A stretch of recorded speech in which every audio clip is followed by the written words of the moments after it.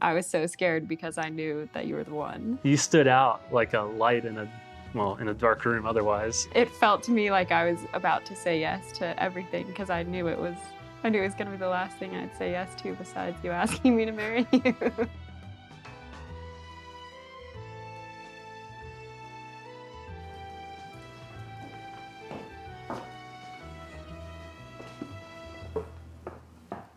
Okay, we have to introduce ourselves. Oh, okay. And our relationship and how long we've been together. Perfect. You can go first. I'm Hannah. We got engaged about 7 months ago. I think I did the math correctly right there. I think you did too. And we're getting married in 2.5 weeks. And I'm Ian. I'm your fiance. We've been together for about 1.5 years almost by the time we get married. Yeah. Like you said, about 2.5, 3 weeks until we get married. And is there anything else I need to mention? No. How did we meet and how did you feel? I think this one is definitely a question for you since you had a more impactful first meeting. So Ian and I met when we were at my neighbor's apartment and Ian had just gotten a puppy. So we were like in an apartment and I recognized Ian from the get-go because he had cowboy boots on. And no one in Boulder wears cowboy boots, but I did rodeo, so like anyone who wears cowboy boots, I know there's something up. But Ian doesn't remember that day. Because I had a puppy in a foreign apartment that was Peeing on the floor. Yeah, peeing and making other messes on somebody else's carpet that I was trying to urgently clean up before anybody noticed. But you thought that the first time we met was in my apartment. Yes, which was a COVID party when Boulder had the 18 to 22 lockdown where no one was allowed to go out with anybody else. So we were going over to friends' houses, kind of meeting new acquaintances that were, in our friends' circle, but not necessarily in ours. So I was going over to my friend's house, and you happened to live next door, and you happened to be having a little get-together that night. And so when they suggested that we go meet the neighbors and see what they're up to, of course I was interested, and we hit it off. We talked the whole night and played with the dog. Yeah. I feel like I remember you showing up a little bit later than everybody else. Later. So it was kind of notable when you got there because it was kind of like, I won't say stagnant energy in the room, but it was certainly got a lot more lively when you got there. You're like, let's play a game. Let's all get to know each other, which ended up really just being an opportunity for the two of us to get to know each other. Yeah. And everyone else just kind of did their own thing, kind of melted away. It's true, yeah, even though we were in the middle of it. How did I feel? Well, yeah, after talking to you and hearing a little bit from other people, I knew that you were seeing somebody. So I felt a little bit of tension there. It didn't sound like it was too serious, but, still enough that I'm like, who is this person? And are you this friendly with everybody? But, after a few more times getting to talk to you a little bit more, it was clear that it wasn't just, well, you are this way with everybody, but it was also just a little bit more when we were talking. Yeah. It was a very special day. How did you feel? Well, I was very, very embarrassed that I was like, shoot, I've met someone that I really, really like and I'm dating someone else. I was like, well, guess something's going to change soon. But it was, I don't know. The biggest feeling I had was just, I was happy for the first time in a while, which was, we had so much fun that night. It was a good day. Yeah. What an unexpected surprise. It was very unexpected. So then going off of that, what was your first impression of me? Was it love at first sight? I don't know if I truly believe in love at first sight in like the most extreme form of that, but definitely I noticed something about you that I wanted to know more about. Why are you so happy? Why you stood out like a light in a dark room otherwise. And I think it was definitely a bit of a process of falling in love with you. I think it took about a month or so. There was really one notable time, well, one weekend really. I saw you a few times in a row that weekend. We went for a run. After that run, I was pretty well sure that I at least wanted to be with you. Wanted to date you for a while. And then it was pretty soon after that I knew it was mutual after you kind of brought it back up to me. And then I was like, okay, this really is something special. Yeah, that was pretty spot on for me too, but mine was a little different because I had to take care of my other business first. I was like, oh, Ian, this is, wow, the person God put in front of me is here right now. And I was like, so much was going on in my world, but it was like everything kind of disappeared when I met you. It was like nothing else mattered. And I always do say it was kind of love at first sight. This little thing inside of me was like, this is the man you're gonna marry. And I don't know how to explain it. It was more like everything around me just pointed towards you and everything kept working towards our relationship. It was like the world was putting us before anything else. Mm-hmm. And you know this. So Ian asked me out and I was like, you said, oh, do you want to date? And I was like, I don't know. I got really scared because Wait, which time was this? Okay, Ian asked me out twice, but within those twice. two that you asked me out, it was like this feeling that I was so scared because I knew that you were the one. And I was just like so terrified. Yeah, so I said no the first time. And I was like, what's off here? It seems like every time we talk, it's perfect. We have so much fun together. You know, we're sitting in the park. We'd just gone to an Easter service together at my church. And I was like, it seems like Hannah's really into me. I think I'm certainly really into her. And you're like, well, I'll think about it. But now I know. We've talked about this before. Yeah, I was so scared. I was like, I'm like in college, I'm not ready for this, but I knew Ian was the one. I knew you were going to be the one I was going to marry. So I was a little resistant for that reason, but we know that. And then it clicked in an instant. Mm-hmm. And then you adopted my dog. And then I also adopted the dog. Now he's our dog. Now he's our dog. Oh, why did you decide to start dating me? Did you hesitate? How did you feel? Well, I think I kind of just answered that. Yeah. I decided to start dating you because I knew it was time. I knew I couldn't have you wait forever. And I knew that if I didn't say yes now, that I would regret it more than anything in my whole life. But how did you feel? I felt I was going to have to start running faster if I was going to keep up with you. Our first date together, when everything really snapped into place, it was a run that we did, a 5-mile run. And we started out at probably an 8-minute pace. And then throughout the run, we probably finished the run in the last mile at like a 6:45 pace to give us an average of 7:30 or so, which I don't even run on my own usually. But with you, we were talking in full paragraphs and just having really good, deep conversation about the meaning of life and what we wanted out of it and kind of what our ideals are even. And so after that, there's no hesitation. Up until that point, there was a little bit of getting to know you still, but at that point I was like, we are absolutely meant to be together. Absolutely. And you didn't hesitate. You asked me. No. So I had never had someone ask anything so openly. You were like, do you want to date? And it wasn't like a, do you want to just date? It was like a, do you want to date forever? Like it felt to me like I was about to say yes to everything because I knew it was going to be the last thing I'd say yes to besides you asking me to marry you. Wow. Yeah. But here's a good question. Why do you love me? Why do I love you? Yeah. There are a million reasons, but I think the first and most obvious was the night that I met you. You are that person that you showed to me that first night, just a light in a dark area, the truest, realest person I had met in a while. You really felt like someone right after my own heart, someone who loves people, somebody who loves God, somebody who just truly wants to bring out the best in others around you. And I just wanted to be around somebody like that my whole life. And of course, also, you're a runner. You encourage me to get outside. You love my dog. But those are all things more about me, less about you. Yeah. Yeah. And why do I love you? For the exact same reason. I was in a bunch of darkness and you were the only light I could see. But beyond that, it's like you were someone who, when I first met you, was so different than anyone else in so many ways. It was so obvious that you actually cared. Like you cared beyond just the surface level.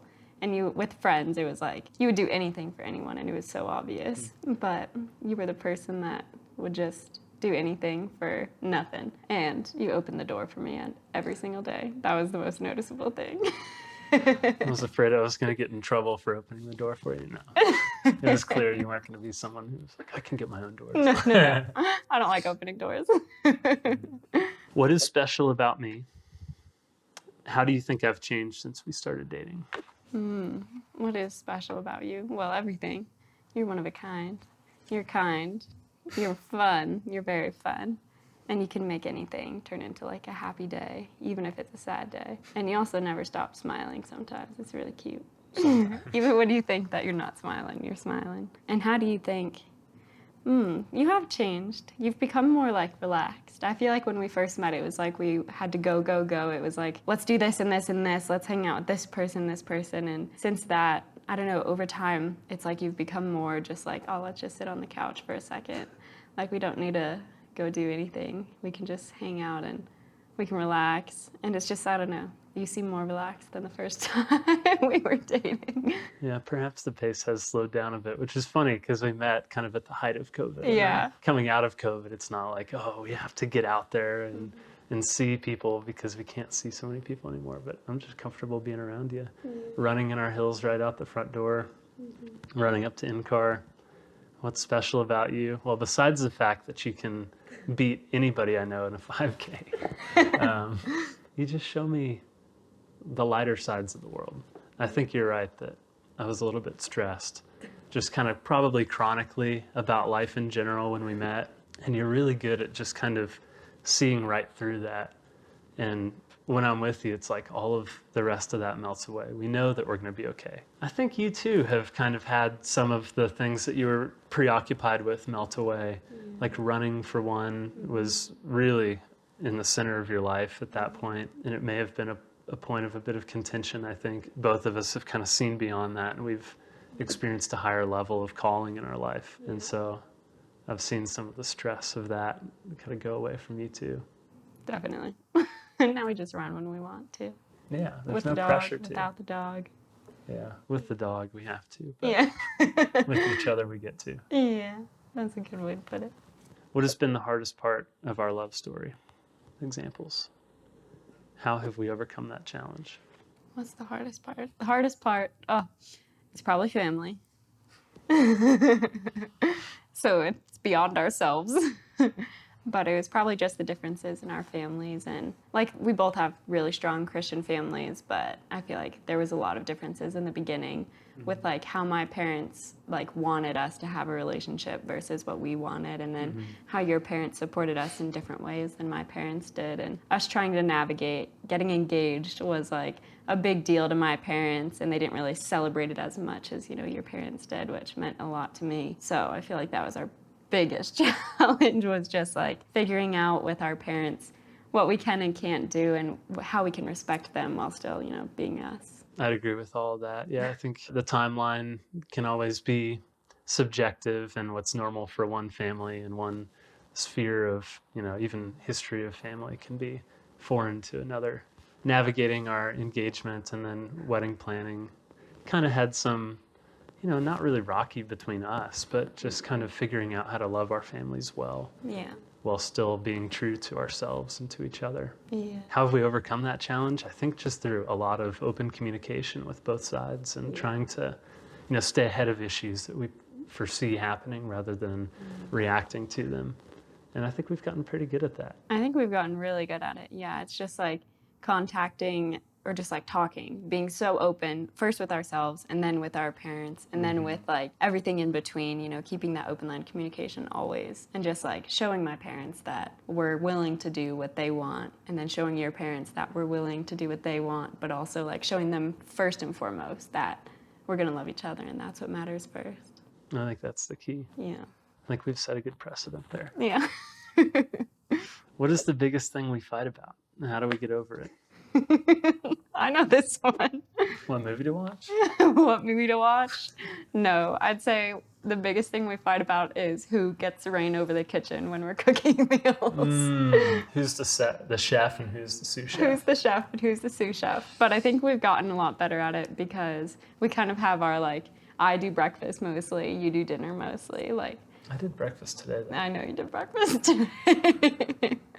But even that, I don't really see that as being a fight. Maybe there's a little bit of tension there if I'm feeling particularly picky about what I want to eat for dinner, but you're feeling more hungry, so you're ready to take the reins on it, but it's not really what I'm interested in eating. Yeah, Then it can be, but that's just kind of like a hangry moment. just a And hangry it moment. goes away pretty quickly. Yeah. Otherwise, I think we just fight about stupid things. We're not the biggest fighters. We're not really aggressive people. No, I'd say we're both pretty agreeable. Yeah, we're very agreeable. We avoid fighting because we just talk about what we want to do and what we need for each other. But I'd say it's in a pretty healthy way. I think we stay ahead of issues that we foresee happening before. It's not like we hide it away or anything like that. Yeah. Was there ever a make or break moment in our relationship? What was it and why did it happen? I don't know. The only one that comes to mind is Alaska when I went for a month. We didn't really talk about it being like that, but had I like gotten into a really bad accident or, sacrificed my like morals in some way in deciding whether or not it was safe to climb and gotten away with something, maybe that could have brought about a point of contention in our relationship that may have been a make or break. Yeah. But well, if you had died, it would have been a problem, like a major problem. But I don't know. That was never a make or break in my mind because I was like, I supported you so much to go climb the biggest mountain you've ever climbed. Obviously, I wanted to be there because that would have been the coolest thing ever. But I knew that you needed that time with your best friends. And I mean, I was stressed for a month about whether or not you guys would, fall into an avalanche or anything happen. I was worried, but it wasn't like it would never have been a make or break. It would have been even if you came paralyzed, I would have been right there with you. well, I just would have felt awful about it. But that month probably into impacted my decision making up there too. It did, I was yeah. like, okay, I'm not making decisions for myself anymore. And it's not just about the three of us here. It's not even about like my parents and my family outside. It's really like every decision I make, I had you in mind too. And that was kind of the first time that I've really, on a daily basis, had to make decisions like that. Yeah. I think it was a really good exercise. It was. Send you off to the mountains a month into dating and see how it went. And it went fine. You came back alive, and yeah. I got to see you as soon as you came back, and it was like nothing changed, except you're a little more sunburnt. Yeah, I was peeling quite a bit, I think. Yeah. But there was never any question I didn't think about the distance portion of that. No, and even after that, we had... We were long all distance. summer we were long distance, but there's no question. No question at all. And like, I've had a long distance relationship and it was like a month in, I was like, can't do it. Yeah. But with you, it was like, I don't know, there was never a question. It also never felt like distance because it was like, we were ourselves the whole time. We would text whenever we needed, FaceTime often. It wasn't like, it was like you were always there with me. You just weren't physically there. Yeah. It never really felt like it was an extra effort to like, oh, I had such a long day, and now, like I'm expected to talk with Hannah for an hour or something. It was like, no, we're gonna text most of the day anyway because we want to be, and we want to share each other's day, and we'll still talk, and then we're gonna make the time on the weekends to go see each other because there's no question about it. It was never hard. hard. Together. What makes our relationship so special, and what do I do that makes you feel special? What makes our relationship special? Well, every moment of it. It's special because it's one of a kind. Mm-hmm. And there's no one else out there like you. That's exactly what I was going to say. And then what do you do that makes me feel special? Oh my goodness, everything. Especially the time that you put towards me. And like from the get-go when we were dating, it was like, oh, I'm going to hang out with this friend. And it was like, you're invited, obviously. Like it was always us together to go do things. And that made me feel so special because it was like, oh, I'm taking part in Ian's daily life. And it was like, I was always there. I don't know. I felt like I was with you from the beginning, and we've always been that way. I'd echo that sentiment. But also I'd say that, pretty early on, I felt, not an obligation in any way to like, put a little boundary on my friends and their kind of priority over my time in the past. And it was like, suddenly there's a new priority. Like, you're my number one priority. And that was pretty early on, I think. And so I like had to make that clear to a lot of my friends that didn't always understand why they're no longer like getting like my whole weekend anymore to go climb, for example, or to go out on a weeknight to listen to music until 2 a.m. or something. It's like, no, Hannah and I, we're going to cook dinner, we're going to stay with the dog, or you and I are going to go out and do something similar. And it's like, okay, we're not necessarily inviting other people, even though they're used to hanging out with us. That's definitely something that makes our relationship special. We do a lot of dates. Mm-hmm. Like, it's always been, even when we moved in together, it was like, oh, let's plan for this night to do this. And, we try and make them all different and special. And I think we'll probably do that forever. We love dates. Yeah, I think that's good. As far as what you do that makes me feel special, you make sure that we go on runs regularly, which I don't always love at the beginning, but by the end, I'm like pushing the pace, like, oh yeah, let's do a couple more miles. And thank you so much. I wouldn't have gone like on my own, but running with you is so much fun. And we have like a lot of our best conversations on runs. That's true. For whatever reason. Heightened blood pressure probably and everything. Everything. Yeah. We compliment each other very well. You make me laugh. Yeah, which makes me laugh. Yeah. And then we just go on. And it magnifies and it becomes a snowball effect. Yeah. We can always get each other out of like a sad situation. You're really good at that. Anything that's like down in my life, especially, if I have something rocky going on and I just come home to you and it's like everything's instantly better. Likewise.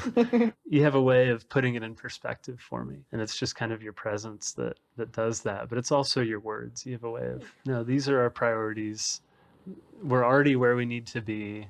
This is taking too much of your like well-being right now. Like, look at me, not at that. And when you do that, it's like, yes, yeah. You're what I should be focused on. What was the biggest lesson you learned from dating me? Do you have any specific stories? Ooh, that's a good question. The biggest lesson I learned, honestly, was probably just to be like responsible in everything I do, in the sense of like you said earlier, there's always this thing in my head that I'm like, I have to come home to Ian. And like, I don't want anything to happen to me that would hurt you. It's like the biggest lesson I learned was just, it's like, it's not just me. And from the beginning, it was like, no, it's us. Mm-hmm. And that's, I think, the biggest lesson in any relationship. I think something I've learned from you is just, you take things to the right amount of seriousness. You have a long enough time horizon where you don't get caught up in the day-to-day. If things today aren't going well, you're not down about it. You're like, I'm going to go on a run.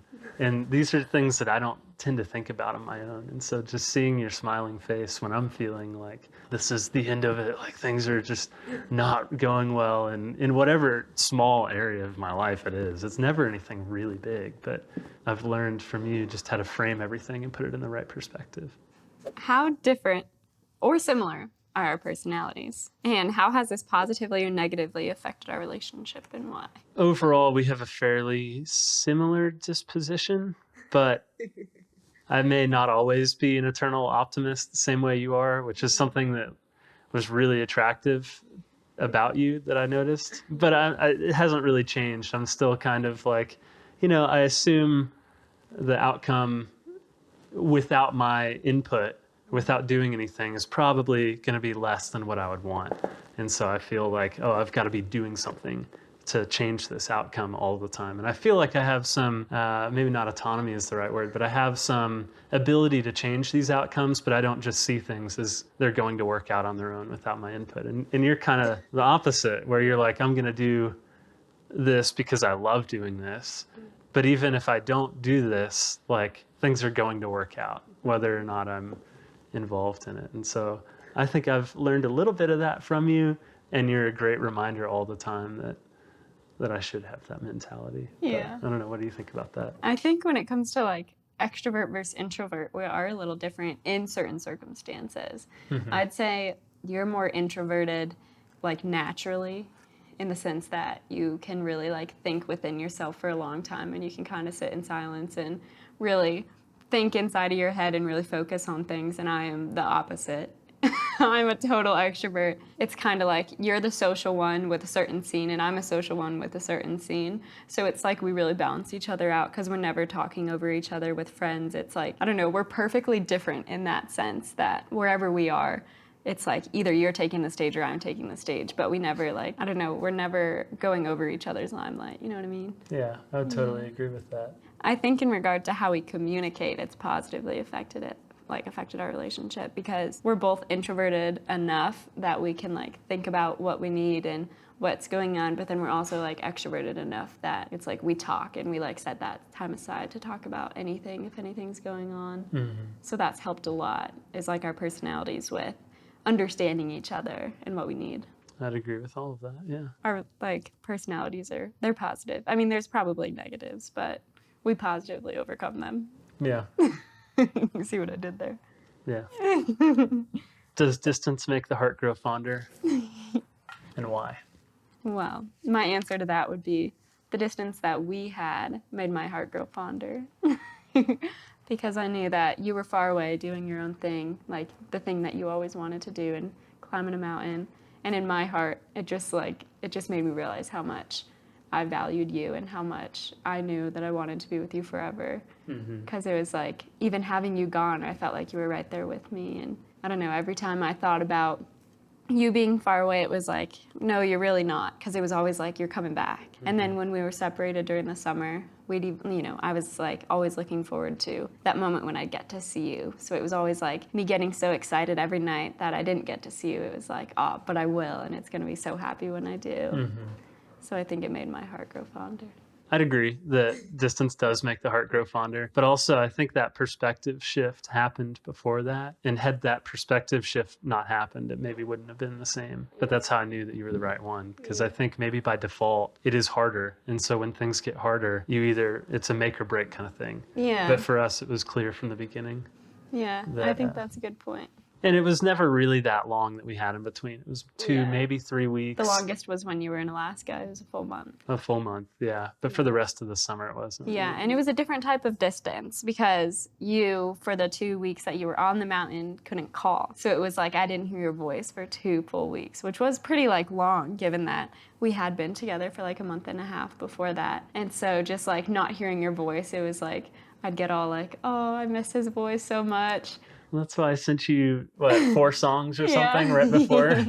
So I'd listen to the songs, and then it was like when I got a call from you for the first time when you were down from the mountain, it was like, oh, so happy. It was like a big burst of just so excited to hear your voice, even though it was like on FaceTime. No, I think it was good that we had that summer where we were doing that. It really, it tested a lot. Put things in perspective, and it was clear that this was going to be a priority. Yeah. How do you feel? I feel good. I think it was really fun talking about all the little things, especially the stuff from like when we started dating. It's so funny because it'll come up in our conversation every now and then, but having like structured questions are kind of funny because it's like I can really think back to how I felt in the moment. Likewise, we've told our story a few times, and to a few different people, but it's always good to have like a structured, questions to make sure we don't miss anything. I'd say I was a little bit nervous at the beginning just in case there were any curveballs I wasn't expecting and didn't know how to answer, but now the nerves are fine. Yeah. I really enjoyed our conversation, and I'd say that my jaws are a little sore from smiling. Yeah, my jaws it's totally are worth sore it. From smiling at you. Why don't we go get some ice cream? That sounds great.